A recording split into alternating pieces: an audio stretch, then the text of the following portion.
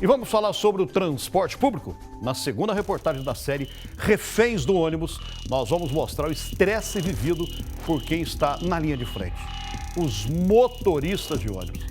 Vamos explicar também o motivo da redução do número de cobradores e, com isso, impacta o transporte coletivo.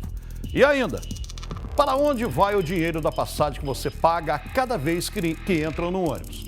Bom, tudo isso, claro, você vai saber agora, nessa segunda parte da reportagem. Luiz Cassone, pode balançar.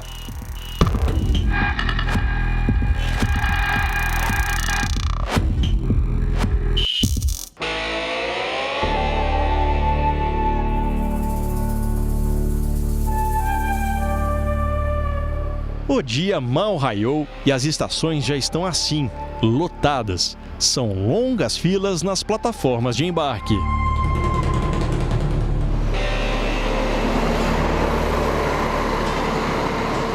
Dentro dos ônibus, passageiros espremidos.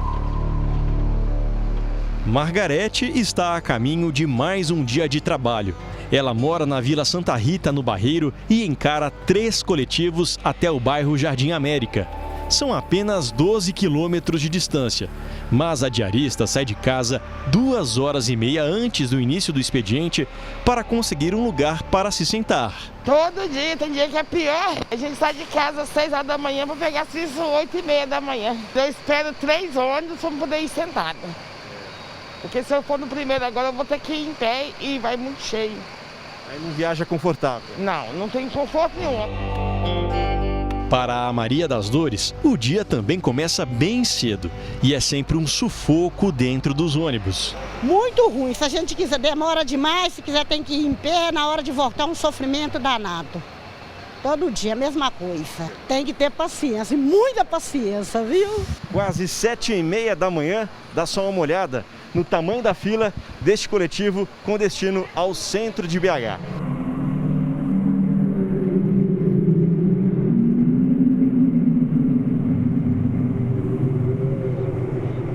Muita gente sai cedo de casa para não chegar atrasado, mas com a superlotação, tem passageiro que prefere esperar o próximo coletivo. A Marlene, por exemplo, decidiu não embarcar no ônibus cheio. Tá cheio demais, como você vai embarcar com ônibus cheio desse jeito? Não dá para viajar assim? Não dá não.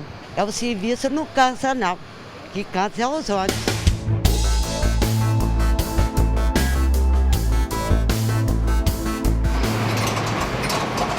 E o custo de tudo isso é alto. Em Belo Horizonte, o preço para embarcar nos ônibus comuns é de R$ 4,50. E você sabe o que compõe essa tarifa? De acordo com um contrato de concessão vigente desde novembro de 2008, 40% do valor da passagem se refere à mão de obra, 25% ao óleo diesel, 20% ao preço dos ônibus, 10% vão para as despesas administrativas e 5% para a rodagem, que é o custo de pneus, câmara de ar e recapagem. E uma pergunta fica no ar. Se 40% do valor da passagem é destinado ao pagamento de trabalhadores do transporte público, onde estão os cobradores? Os usuários pagam pelo serviço do cobrador. Então, se está tirando o cobrador, né? E quando o usuário chega lá e não tem um cobrador, eu estou roubando, lesando a população.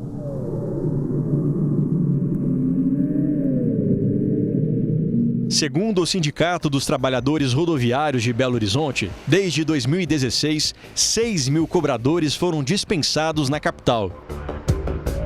O movimento Volta Trocador afirma que o número é maior, 7.000 cobradores. De acordo com a Lei 10.526, desde 2012, todos os ônibus convencionais devem circular com um motorista e um agente de bordo, com exceção do horário noturno, de 8h30 da noite às 5h59 da manhã e dos domingos e feriados. Este homem, de 42 anos, trabalhou como cobrador durante uma década. Desde que foi demitido em 2019, não conseguiu mais emprego.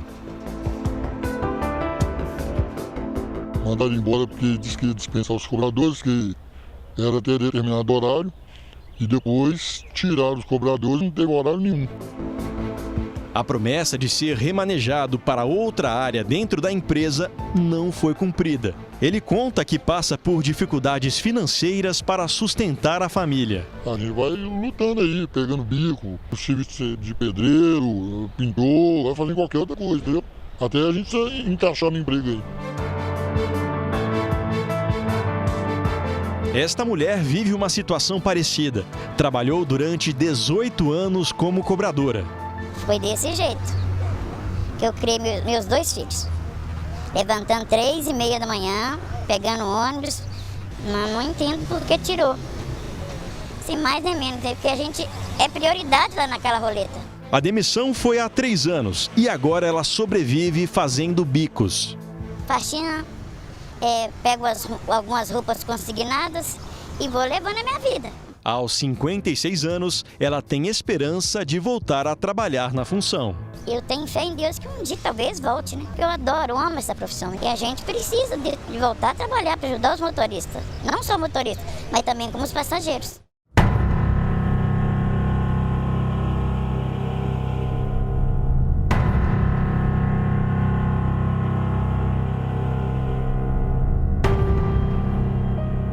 De acordo com o movimento Volta Cobrador, já foram aplicadas mais de 31 mil multas pela ausência de cobrador entre 2019 e 2021.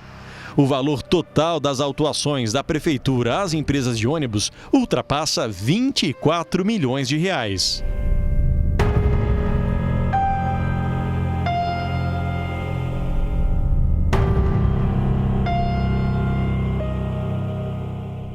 Não foi pago nenhuma multa, né? Eles não pagaram.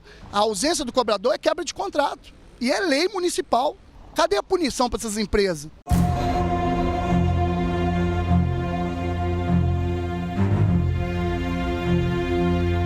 De acordo com o presidente do Sindicato dos Trabalhadores em Transportes Rodoviários de Belo Horizonte, as empresas alegam falta de dinheiro em caixa para não atender às reivindicações, como a volta dos cobradores e a renovação da frota.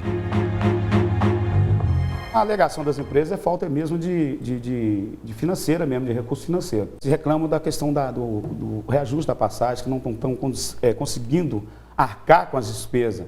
Tem empresa aí que ou ela paga o diesel ou ela paga o trabalhador. Se ela paga o trabalhador, é falta de diesel. E eu tenho recebido aqui queixa de empresa, esse mês eu não tenho como pagar o salário. Eu falo assim, se vira.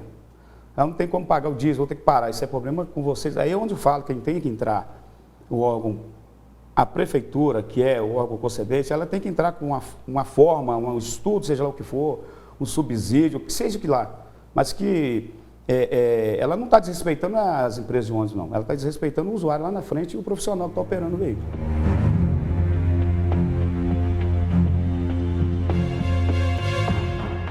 Sem os cobradores, a sobrecarga para os motoristas é enorme. Este condutor, que prefere não mostrar o rosto, está afastado do trabalho há 6 meses. Segundo ele, o acúmulo de função prejudica a saúde. A gente já sai da empresa sem um auxiliar da gente lá, que é o cobrador, né? E aí a gente já pega carro alotado, entendeu? Muito lotado, é trânsito, a gente cobrar passagem, está sendo muito difícil para nós, entendeu? Que é a causa do estresse da gente, é esse aí. Eu nem sei se eu volto, porque eu já não estou aguentando mais. Se não voltar os cobradores, eu não aguento voltar, entendeu? Porque afeta muito a cabeça da gente.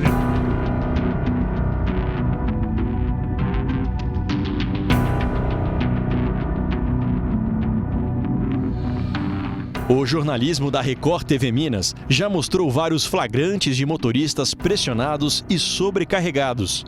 Neste vídeo, o condutor parou o coletivo e se sentou nas escadas para chorar. Estressou por conta de uma molecada que não quer pagar passagem. E o cara tá certo em parar mesmo, hein? Olha lá, coitado do trabalhador, chorando lá, ó. Ele que passa pressão psicológica, a empresa tá aí pra um cara desse? Não tá, ó. Neste outro vídeo, o ônibus aparece parado, com a chave na ignição e sem o condutor. Deixou até umas moedas aqui. Nenhum motorista não aguenta esse estresse, não. O estresse da rotina pesada pode gerar outros problemas. Nessas imagens, os passageiros descem de um coletivo que foi abandonado pelo motorista após uma discussão. O motorista ficou doido aqui, deixou aí o ônibus aí, ó. Discutiu aí com o passageiro aí, foi embora e deixou o ônibus aí, ó. Já tive vontade de largar o ônibus várias vezes aí, parar o carro, porque não dá, cobrar passagem, o carro muito lotado, tá difícil. Um levantamento da Previdência Social mostra que os motoristas de ônibus são a terceira categoria com o maior número de afastamentos por adoecimento mental. E de acordo com esta psicóloga, essa sobrecarga provoca várias doenças. Depressão, ansiedade, estresse, a síndrome de burnout, transtorno de estresse pós-traumático também. Para ela, um dos caminhos para diminuir o estresse dos motoristas passa pela valorização do profissional e o uso de tecnologias para melhorar as condições de trabalho. Deveria haver uma ação da sociedade civil, junto com as empresas, junto com o sindicato, junto com a prefeitura, para que organizasse um trabalho que fosse mais humano, desde uma cobrança, uma bilheteria eletrônica, por exemplo, e a gente tem exemplos muito bons assim de outros países em que existe uma inteligência de cobrança, né? Inclusive de informações através do aplicativo que a pessoa consegue ter acesso a roteiro por onde que o ônibus vai passar, né? Pontos turísticos, que aí a pessoa não precisa ficar demandando tanto do motorista, né? Ônibus de maior qualidade, né? Então, assim, instrumentos de trabalho que fossem mais confortáveis, que considerassem uma ergonomia melhor, uma visibilidade melhor. Os motoristas, assim, eles estão na linha de frente aí de lidar com essa crise do transporte coletivo. Sobra para eles o tempo inteiro, passageiro entrando irritado. E, assim, quem tem que dar resposta sobre isso são os empresários, não são os motoristas, eles são só trabalhadores do transporte coletivo e eles estão sobrecarregados. Os passageiros, então, nem se fala, porque eles não têm nada a ver com isso, estão aí esperando no ponto de ônibus, né? Estão sofrendo aí ônibus que demora meia hora, 40 minutos, andando no ônibus lotado, ônibus com ar-condicionado, com denúncia de ar-condicionado fechado, janela fechada, então, assim, quem dá as cartas não está andando de ônibus. Então a gente precisa que quem tem um poder possa fazer essas mudanças.